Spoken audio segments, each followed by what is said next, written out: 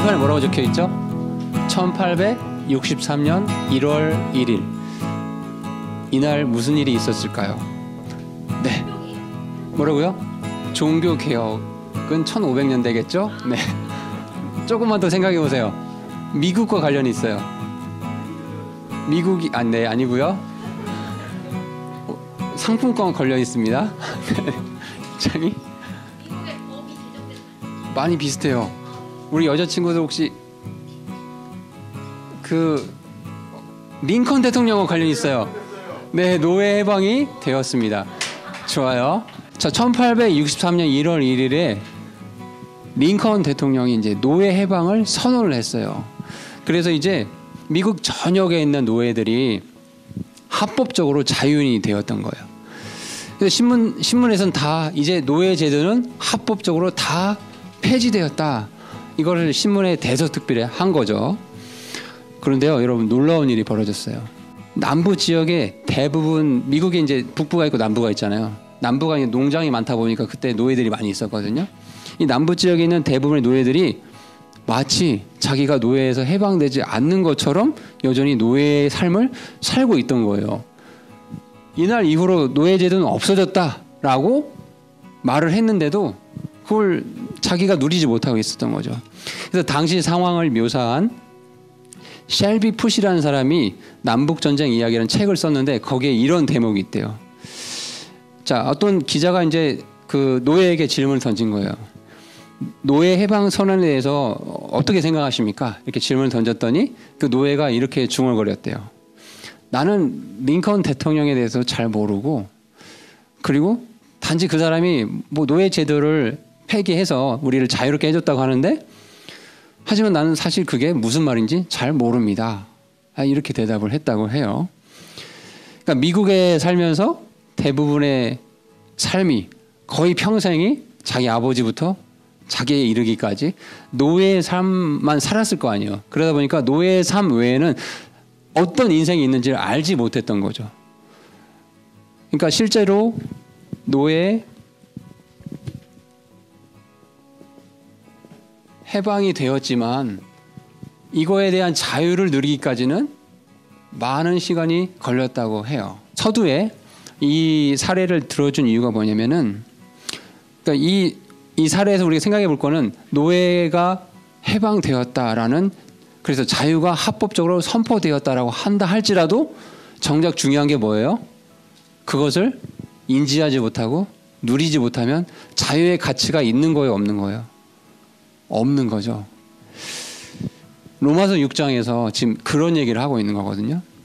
여러분, 로마서 6장에 몇 가지 중요한 단어들이 있는데 계속해서 반복해서 얘기하는 얘기가 뭐냐면, 그리스도인들은 죄에서 해방되었다, 죄에서 자유함을 누린 존재다 라고 계속 얘기를 하고 있어요.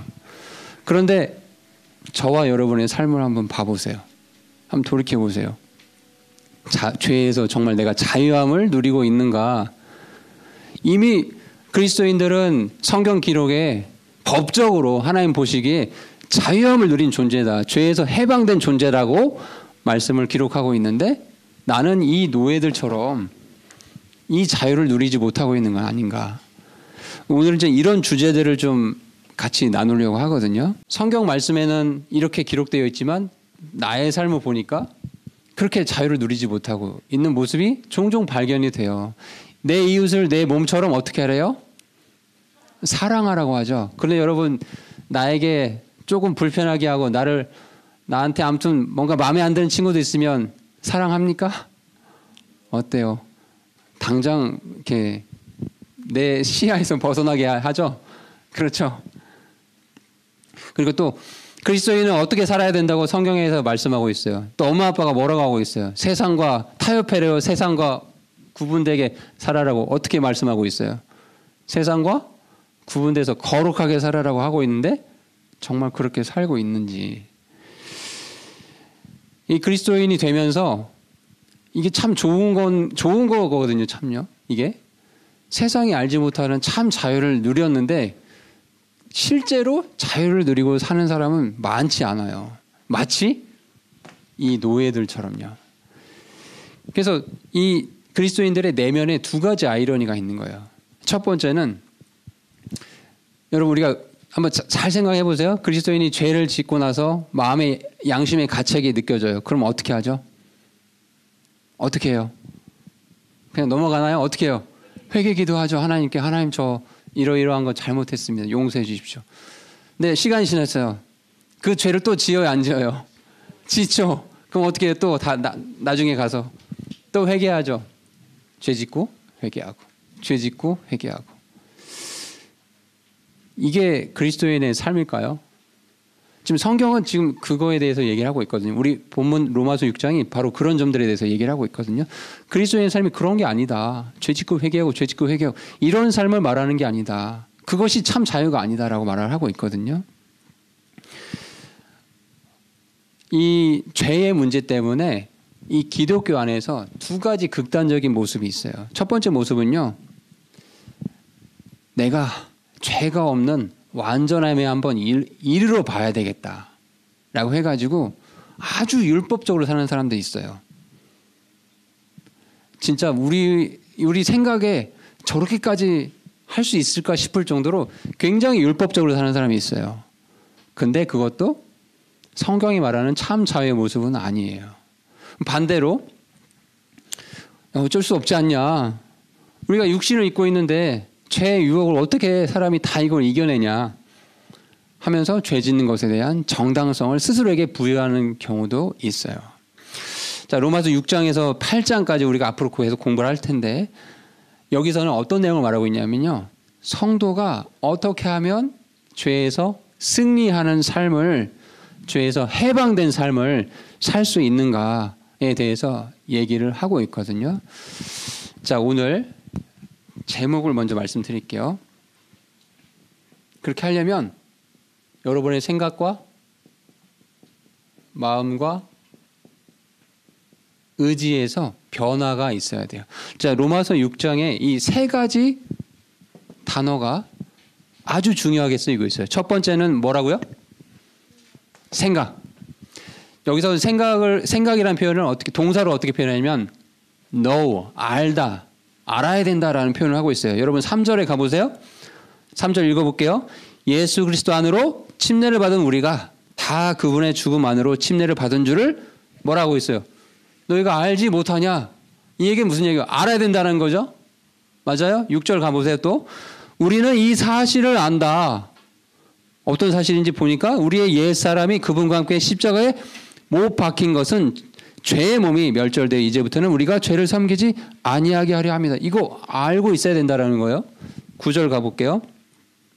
이는 그리스도께서 죽은 자들로부터 일으켜지셨으므로 다시는 죽지 아니하시고 사망이 다시는 그분을 지배하지 못하는 줄 우리가 알기 때문이다. 무슨 얘기를 하고 있냐? 어떤 사실을 알아야 된대요. 예수님께서 죽으시고 부활하셨어요. 그리고 이 모든 문제들, 인간이 갖고 있는 이 죄의 모든 문제들을 다 it is finished, 다 끝내셨다라는 거예요. 내가 할 수 있는 건 아무것도 없어요. 이미 하나님께서 다 하셨다라는 거예요. 그것을 생각 속에서 알아야 된다는 거예요. 생각 속에서. 두 번째, 여기 이제 마음에 관련된 문제에서는 11절에 가보면은 여기다, reckon이라는 표현이 나와요. 여기다. 11절 한번 읽어볼게요. 이와 같이 너희도 너희 자신을 죄를 향해서는 참으로 죽어 있지만 하나님을 향해서는 예수 그리스도 우리 주를 통해 살아있는 것으로 여겨야 된다. 여길지어다. 약간 명령조로 말씀을 하고 있어요. 자, 이 사실 예수님께서 죽으시고 묻히셨다가 부활하셔서 인간의 모든 죄의 문제를 다 해결하셨다는 이 사실을 이제 마음으로 받아들여야 된다. 나는 죄에 대해 죽었고 하나님에 대해서 살았습니다. 아멘 하고 받아들여야 된다는 거예요.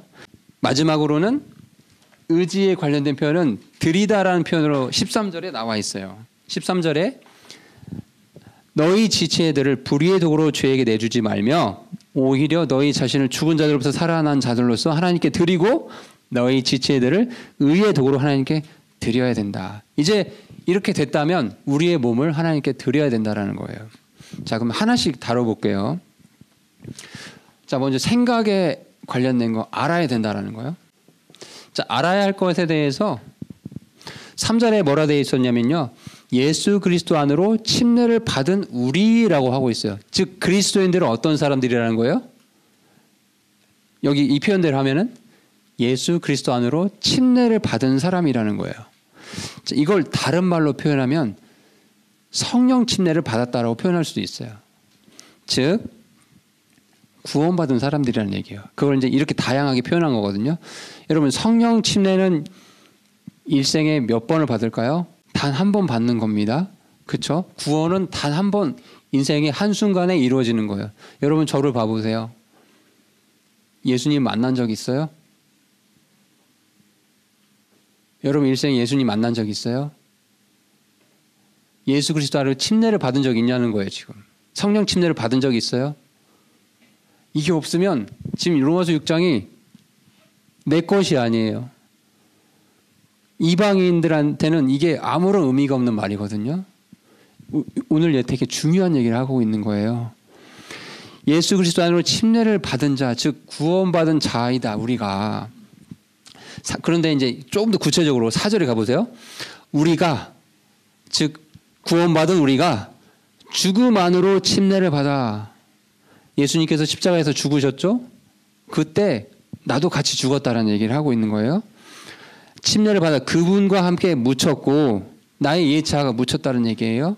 이것은 그리스도께서 아버지의 영광에 의해 죽은 자들로부터 부활하셨죠. 이제 우리의 예차는 십자가에 다 못 박아 처리가 되고 내 안에 성령님이 오셨을 때 새로운 사람이 사는 거거든요. 그렇게 예수님 부활하신 것처럼. 그렇게 된 것 같이 우리도 구원받은 자들도 생명의 새로움 속에서 걷게 하려 합니다. 예수 그리스도 안으로 침례를 받은 자이다. 이거 알아야 된다. 라는 거. 이 첫 번째 꼭 알아야 될 내용이고요. 두 번째, 좀 더 구체적으로 이거에 관련된 6절의 말씀 보세요. 우리는 이 사실을 아노라. 즉 우리의 옛사람이 그분과 함께 십자가에 못 박힌 것은 죄의 몸이 멸절되어 이제부터는 우리가 죄를 섬기지 아니하게 합니다. 자, 보니까 자, 옛사람이 있대요. 여러분 에베소서 4장을 가보세요. 구체적으로 여기 나와 있어요. 4장 22절부터 24절을 봅시다. 4장 21절부터 읽어볼게요. 진리가 예수님 안에 있는 것 같이 너희가 그분의 말씀을 듣고 그분에게 가르침을 받았거든. 여러분 진리가 예수님 안에만 있는 거죠? 맞습니까? 이번 주 암송할 구절에 뭐라 되어 있었어요? 하늘 아래 구원할 이름이 누구밖에 없대요? 예수님밖에 없다는 거죠. 진리가 예수님 안에 있는 것 같이 너희가 그분의 말씀을 듣고 그분에게서 가르침을 받았거든. 22절에 이전 행실들에 관하여서는 너희가 속이는 것으로 가득한 욕심들에 따라 부패한 옛사람을 어떻게 해야 된대요? 부패한 옛사람 벗어버려야 된대요. 구원받기 전에 아무리 인간이 선하다, 착하다, 의롭다 한다 하더라도 하나님 보시기에는 속이는 것이고 가득한 욕심으로 가득 찬 부패한 옛사람이라는 거예요. 이거 다 벗어버려야 된다는 거예요. 23절에 너희의 생각의 영 속에서 새롭게 되라. 생각을 바꿔야 된다는 거죠. 24절에 또한 또 너희가 하나님을 따라 의와 참된 거룩함으로 창조된 새 사람을 입을 것을 가르침을 받았다. 자, 옛사람은 아담 안에 있는 나의 모든 것이에요. 여러분, 나한테 좋은 게 없다라는 거예요. 아담 안에서 받은 이 모든 것들 있잖아요. 다 옛사람이라는 거예요. 그리고 그럼 반대로 새 사람은 뭐냐면요. 나한테 있는 걸까요? 없는 걸까요? 나에게는 없는 거예요. 성령님에 의해서 난 것들이죠. 그러니까 그리스도 안에 있는 나의 모든 것이 새 사람인 거예요. 그러니까 구원받기 전에는 이게 어떤 존재인지 전혀 알 수가 없다라는 거예요. 중요한 점이 있어요. 여러분 잘 들어야 돼요. 중요한 점이 있어요. 지금 우리 안에 성령님이 계셔요. 맞아요? 구원받은 자에게 성령님이 계시죠? 그런데 이 죽을 몸이 있어요. 여기서 로마서 말씀에 죽을 몸 또는 죄의 몸이라고 표현했거든요. 육에서 난 것들. 이건 아직 벗어버리지 못했죠. 그러다 보니까 죄의 영향력에 계속 놓여 있다라는 거죠. 다시 말해서 이 옛사람이 십자가에서 다 처리가 됐지만 이 육이 남아있다 보니까 죄의 영향을 계속 받고 그래서 죄 지을 수 있는 딱 상황이 되잖아요. 99% 죄를 짓는다라는 거예요. 사람이. 그래서 옛사람을 어떤 인간의 노력으로 종교적인 수행으로 절대 바꿀 수가 없어요. 아까 예배에서 말씀에 이거 벗어버려야 된다고 했잖아요. 사람의 힘으로 이걸 벗어버릴 수가 없다라는 거예요. 이것을 꼭 기억해야 돼요. 구원받았다고 옛사람의 모습이 변화되는 게 아니거든요. 슬프게도. 그래서 하나님께서 이걸 너무나 잘 아시기 때문에 이 옛사람을 처리하는 방법을 인간에게 맡기지 않았어요. 당신이 다 담당하신 거예요. 십자가상에서. 2000년 전에 이미 다 이루어 주셨어요. 그러니까 내가 할 필요가 없는 거였다라는 거예요. 이 점을 꼭 기억을 해야 돼요. 그럼 우리가 할 일은 뭘까요?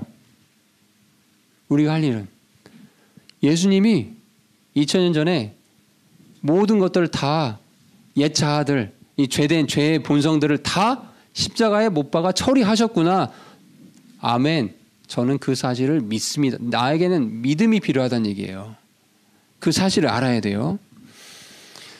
그럼 이제 이렇게 하면 이제 이런 질문들이 나올 거예요. 선생님, 저는 구원을 받은 것 같은데 죄 짓는 제 모습을 보면 저 이 말씀 좀 잘 이해가 안 갑니다. 혹시 마음속에 이런 질문이 좀 드나요? 들어야 정상이거든요. 여러분, 이 지금 6절에서요. 이 말씀을 다시 꼼꼼히 읽어볼까요? 우리가 이 사실을 안다. 구원받은 자들은 이 사실을 안다라는 거예요. 어떤 사실이냐? 우리의 구원받은 자들의 옛사람이 그분 예수 그리스도와 함께 십자가에 못 박힌 것. 이것은 죄의 몸이 멸절되어서 이제부터는 우리가 죄를 섬기지 아니하게 하려 합니다. 이거는 뭐냐면요. 하나님이 보시기에 법적인 신분이 바뀌었다는 얘기를 하는 거예요. 잘 메모를 해야 돼요. 그러니까 이건 우리의 신분을 말하는 것이지 내가 느끼는 어떤 체험이나 감정이 아니라는 거예요. 잘 메모를 해보세요. 왜냐? 그리스도인들은 실제 여러분 삶 속에서 옛사람의 모습이 느껴지잖아요. 체험을 하잖아요. 예배 오기 전까지만 해도 그런 걸 느꼈잖아요. 선생님도 아침에 운전하면서 그런 걸 느꼈거든요. 그렇거든요. 옛사람은 계속 남아있거든요. 이 죄의 몸을 입고 있다 보니까. 그럼에도 우리의 신분은 하나님 보시기에 죄에서 해방된 존재다라고 보신다라는 거예요. 이것을 믿어야 됩니다. 알아야 돼요. 알아야 될 것 중에 이걸 알아야 돼요. 여러분 갈라디아서 2장 20절을 보세요. 옛사람이 있고 새사람이 있다라고 말씀드렸어요. 그 개념을 가지고 갈라디아서 2장 20절의 말씀을 읽잖아요. 이걸 정말 깨닫게 되면 이 죄에서 해방됐다라는 사실이 얼마나 가치 있는 것인지를 알게 될 거예요. 물론 지금은 이해하기에 좀 어려울 수 있고 그렇게 되는데 여러분 이제 신앙이 더 성숙하고 지각이도 좀 더 잘하고 했을 때 이 말씀의 의미가 정말 놀랍다라는 걸 느끼게 될 날이 분명히 있을 겁니다. 자, 갈라디아서 2장 20절에 이렇게 되어 있죠. 내가 그리스도와 함께 십자가에 못 박혀 있다. 여기서 내가 누구예요? 누가 못 박혔을까요? 옛사람이 못 박혔다는 얘기죠. 여러분의 옛 자아가 예수 그리스도를 믿는 순간, 예수 그리스도 안으로 침례를 받는 순간에 이미 하나님 보시기에는 그리스도와 함께 십자가에 못 박힌 걸로 보신다는 거예요. 죽었다고 처리하신다는 거죠. 그럼에도 불구하고 사노라. 그러나 내가 아니요 그리스도께서 내 안에 사시느니라. 그러니까 내가 자 보세요. 내가 그리스도와 함께 십자가에 못 박혔다. 즉 옛자가 십자가에 못 박혔다는 얘기죠. 그럼에도 불구하고 내가 산다. 새 사람이 산다라는 거예요. 그리스도께서 사신다는 거죠. 그러나 내가 아니요. 내 옛사람이 아니요. 말씀을 잘 적용해 보세요. 그리스도께서 내 안에, 즉 새 사람 안에 사신다는 거다. 나는 지금 내가, 다 새 사람을 말하는 겁니다. 이 맥락에서는요. 육체 안에서 사는 삶을, 아주 중요한 얘기예요. 이 구절. 이 새 사람이 됐는데 이 새 사람도 아직은 육체 안에 살고 있대요. 우리가 아직 휴거된 게 아니니까, 부활된 게 아니잖아요. 그죠? 새 사람을 입었지만 아직은 육체 안에 살고 있어요. 저와 여러분님 맞죠? 자, 그 다음 보세요. 내가 지금, 나는 새 사람이죠. 지금 내가 이 새 사람이 육체 안에서 사는 삶을 나를 사랑하사 나를 위해 자신을 주신 하나님의 아들의 뭐로 산대요? 믿음으로 산다는 거예요. 믿음으로. 이 말씀이 이해가 되고 믿음으로 정말 와닿았으면 좋겠습니다. 자, 두 번째, 마음의 문제. 자, 생각에 이렇게 변화가 있었다고 한다면 이게 믿기지 않겠지만 하나님께서 너 이거 믿어야 된다라고 지금 말씀하고 계세요. 두 번째는 이건 약간 명령같이 말씀을 하시거든요. 본문 다시 가보세요. 로마서 6장 8절에 로마서 6장 8절에 보면 이제 만일 우리가 그리스도와 함께 죽었으면 또한 그분과 함께 살 줄을 우리가 믿는다. 여러분 성경에서 이게 죽음은요 분리를 의미해요. 근데 그리스도께서 8절에 보니까 우리가 그리스도와 함께 죽었다. 뭐에 대해서 그리스도께서 죽으셨을까요? 뭐 때문에 죽으셨어요? 인간의 죄 때문에 죽으셨잖아요. 맞아요? 그럼 그리스도께서 죄에 대해서 죽으셨다라는 것은 이제 근데 우리가 그분과 함께 같이 죽었다고 되어 있죠. 8절에. 우리가 말씀을 잘 보세요. 우리가 그리스도와 함께 죽었으면 함께 죽었다는 얘기예요. 이게 무슨 얘기예요? 우리는 죄의 그 근원, 죄성, 옛사람에서 분리가 되었다는 얘기죠. 죽음은 분리를 의미하니까. 근데 아직 우리는 경험을 한다고 했죠. 육신을 입고 있다 보니까. 예. 옛사람을 느끼긴 느껴요. 육신을 입고 있다 보니까. 그러나 하나님 보시기에 신분상 더 이상 죄에 구속받는 존재가 아니다. 너 이렇게 믿어야 된다라고 지금 명령을 하고 계세요. 그렇게 11절에 보세요. 이제 이와 같이 너희도 너희 자신을 죄를 향해서는 참으로 죽어 있지만 하나님을 향해서는 예수 그리스도 우리 주를 통해 살아있는 것으로 여겨야 된다. 명령을 내리고 있어요. 자, 여기서 여길지어다 reckon이란 단어는요. 그 의미를 가보니까 그 계산하다 또는 뭐 내 계좌에 넣다 뭐 이런 의미가 있어요. 여러분 내 계좌에 뭔가가 들어왔어요. 여러분 용돈이 들어왔어요. 엄마 아빠가 뺏을 수 있어요? 못 뺐죠. 여러분 거죠. 계좌에 들어왔다는 건. 그러니까 이것을 내 것으로 반드시 여겨야 된다는 거예요. 앞에 잠깐 가볼까요? 로마서 4장이요. 여기다라는 것과 관련돼서 로마서 4장 3절 말씀에 이렇게 되어 있어요.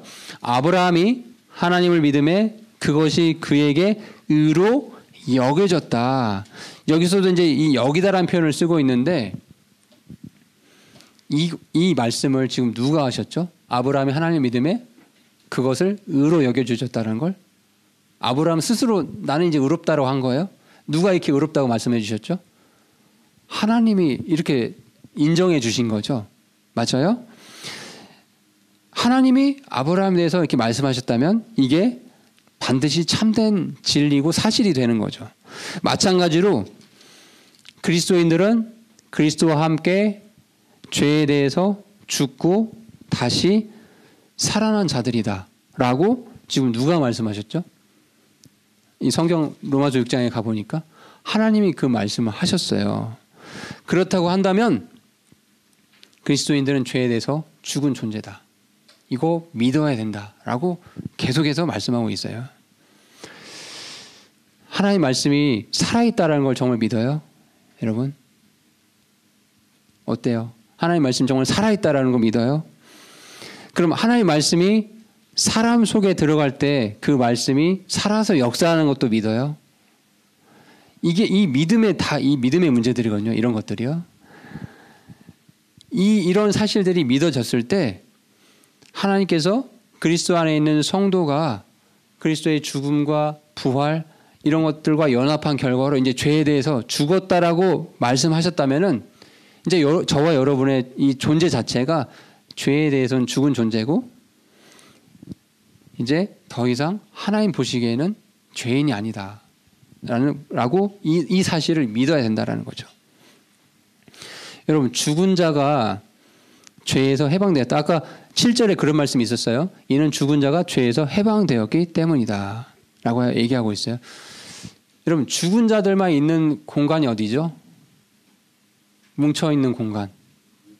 공동묘지 가면 죽은 자들만 있죠. 여러분 공동묘지에 그 사람들이 죄를 지을까 봐 경비병이나 뭐 보초 서는 사람들이 있나요? 없나요? 없죠. 그건 시간 낭비죠. 어리석은 짓이죠. 왜냐하면 죽은 자들은 죄를 지을 이유가 없기 때문에 그렇죠. 그러니까 이 말씀을 잘 이해를 해보세요. 그러니까 죽은 자들은 죄에서 벗어났어요. 죄의 유혹이 더 이상 없는 존재예요. 죄의 책임에서 벗어났고 죄의 형벌에서 벗어난 존재라는 거예요. 이 사실을 우리에게 적용해야 돼요. 믿음으로 이걸 마음에서 받아들여야 됩니다. 자, 그런데요. 이제 마지막 부분이에요. 자, 내 생각은 그래 말씀에 이렇게 기록되어 있으니까 나는 죄에 대해서 죽은 존재야. 나는 죄에 대해서 해방된 존재야. 그리고 이걸 믿어야 된다라고 지금 명령으로 말씀하고 계셔. 근데 내 삶은 이렇게 쉽지가 않지. 나는 이렇게 죄 가운데 계속 죄 짓고 회개하고 죄 짓고 회개하고 왜 이런 바보 같은 짓을 반복하고 있지? 이런 고민이 되잖아요. 그래서 하나님께서 정말 죄에서 해방된 자유를 누리고 싶냐? 그러면 마지막 의지를 발휘해야 된다. 그럴 때 죄에서 해방된 그 참 자유를 너희가 누릴 수 있을 거다라고 말씀을 하고 있어요. 여러분 12절 13절 보겠습니다. 자, 12절 가보니까 그러므로 너희는 죄가 너희의 죽을 몸 안에서 군림하지 못하게 하여 몸의 정욕 안에서 죄에게 순종하지 말아라. 여러분 아까도 계속 반복해서 얘기했지만 세 사람이 아직은 육체 안에서 삶을 살고 있다고 했죠. 그것을 성경에서 지금 죽을 몸이라고 표현했어요. 이 육신이 죽을 몸이죠. 그렇죠? 병들고 나중에 가면 다 썩게 되는 아직은 이 육체를 입고 있거든요. 이 육체는 나중에 예수님께서 오실 때 이 육체도 영원한 몸으로 변화가 될 거예요. 그 전까지는 이 운명에 처해 있는 거예요. 세 사람이 육체 안에서 살고 있기 때문에 뭐라 하고 있어요? 죄가 너희의 죽을 몸 안에서 군림하지 못하게 해야 된다. 죄가 여러분의 삶에 주인이 노릇을 하도록 내버려둬서는 안 된다는 얘기를 하고 있는 거예요. 그 몸의 정욕 안에서 죄에게 순종하지 말아라. 이거 다 의지에 관련된 얘기를 하고 있어요. 의지에 관련된 얘기를. 13절이 아주 중요해요. 13절. 신앙생활의 실제적인 팁을 주고 있는 거예요. 13절 같이 읽어볼까요? 시작. 너희 지체들을 불의의 도구로 죄에게 여러분 목소리가 안 들리네요. 아주 중요한 구절인데요. 자, 큰 목소리로 읽겠습니다. 시작. 너희 지체들을 불의의 도구로 죄에게 내주지 말며 오히려 너희 자신을 죽은 자들부터 살아난 자들로서 하나님께 드리고 너희 지체들을 의의 도구로 하나님께 드리라. 이 말씀이 이해가 돼요? 여러분이 이해할 수 있게 좀 더 쉽게 말씀을 드리면은 너희의 지체들, 여러분 다 저를 보세요. 똑같이 생겼죠?